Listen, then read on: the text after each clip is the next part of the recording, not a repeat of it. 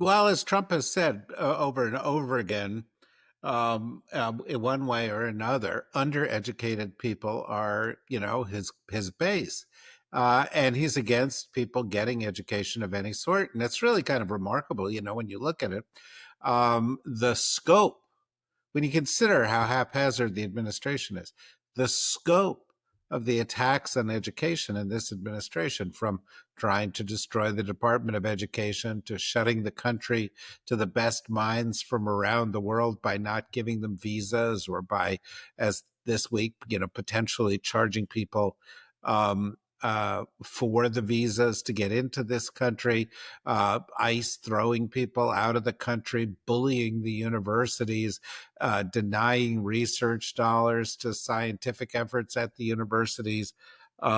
Even, and there's an article in The Atlantic by Elliot Cohn on this just now, even going so far as to say, I don't want anybody at the Pentagon talking to academics, talking to think tanks, talking to anybody with a brain. They are terrified of people who think. I mean, I mean, it's how every, by the way, totalitarian government since the beginning of time works. But here we are. For many years, I would go every June to the Army War College in Carlisle, Pennsylvania. And I used to speak to all the different war colleges, but this one is especially. It was graduation week, and there were hundreds of rising officers, the next leadership in our military. They were captains and many soon to be majors, plus an awful lot of people from abroad, military leaders who were there to learn as well, to build relationships and alliances. And what always struck me was the courses that these rising officers took spanned far more than military strategy. It was deep philosophy and history, the idea ingrained in our military over generations, including in the service academies like West Point or the Naval Academy or the Air Force Academy, was we're not just training people on how to kill, we are training people to create a culture that is a knowledgeable, deep, and broad culture. If they understand history and philosophy, they will be better at protecting our national security. And the talent of some of these people, every time I went there, I came back feeling so much better about America. And you got to believe that Pete Hegseth is going to remove all of that.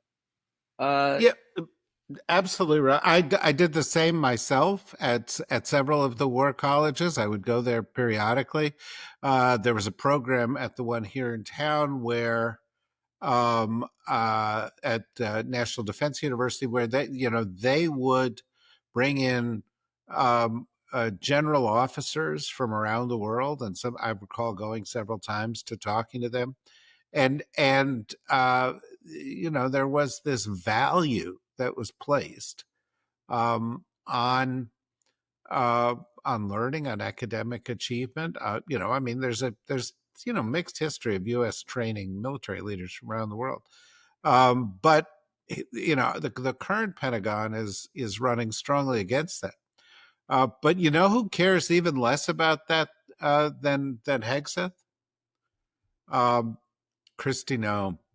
I don't know if you've been paying much attention to this, but and maybe you've gone and signed up, because ICE has announced that it has changed its requirements in order to build its recruitment, and there are no age requirements and there's no academic requirements.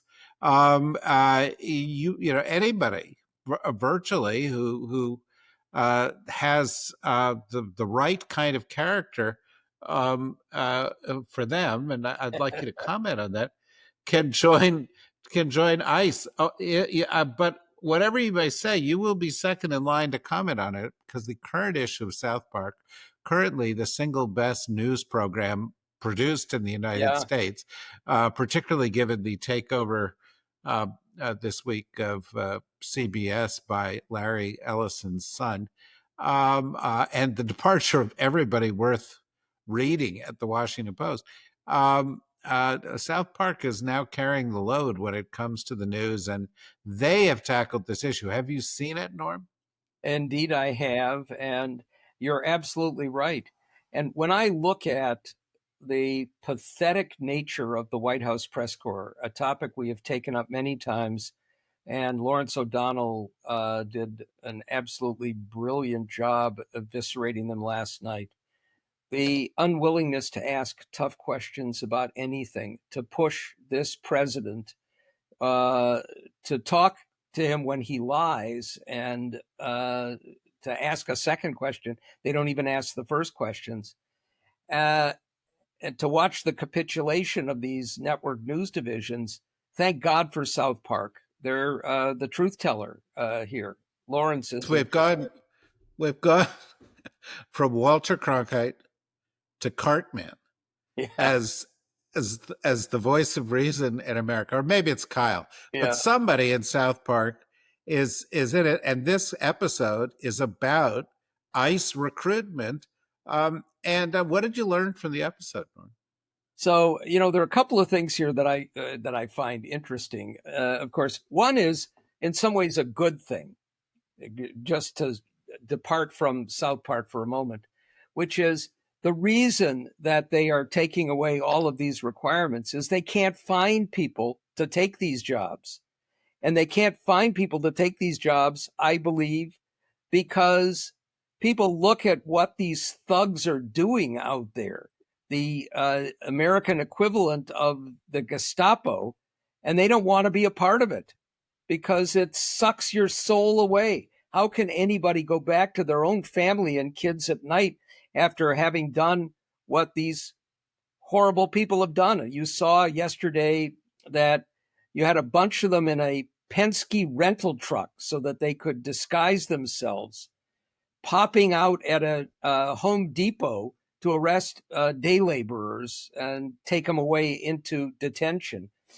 People don't want to do it. So they're not just reducing those requirements, they're offering $45,000 or $50,000 signing bonuses.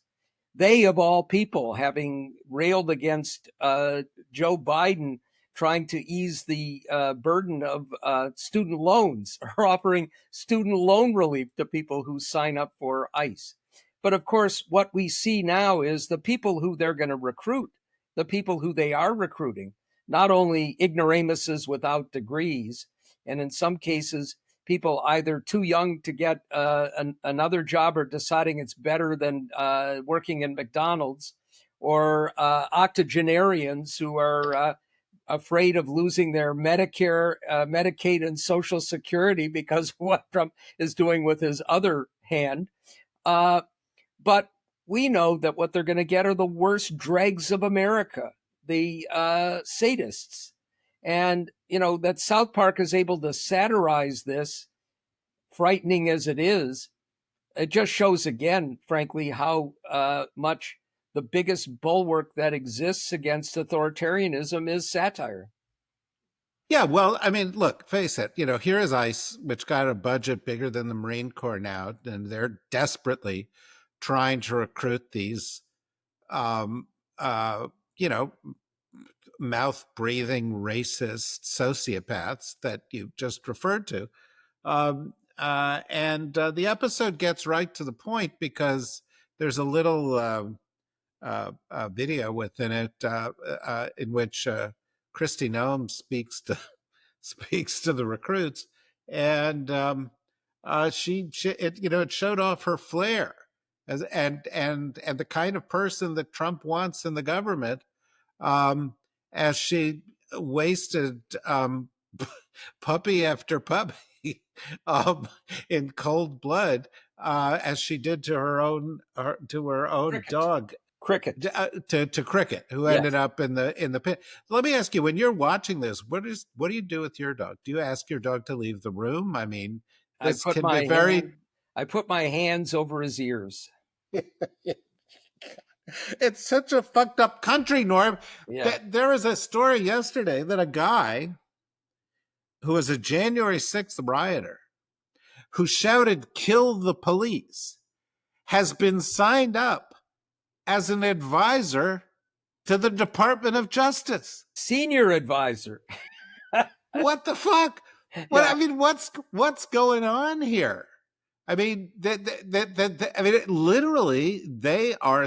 It's like the Nazi regime, actually. And I saw somebody did a comparison of Nazi recruitment posters and ICE recruitment posters.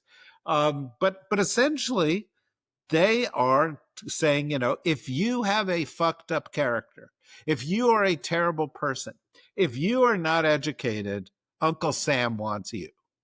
And remember that their recruitment poster says protect our culture. So it's actively recruiting racists, basically.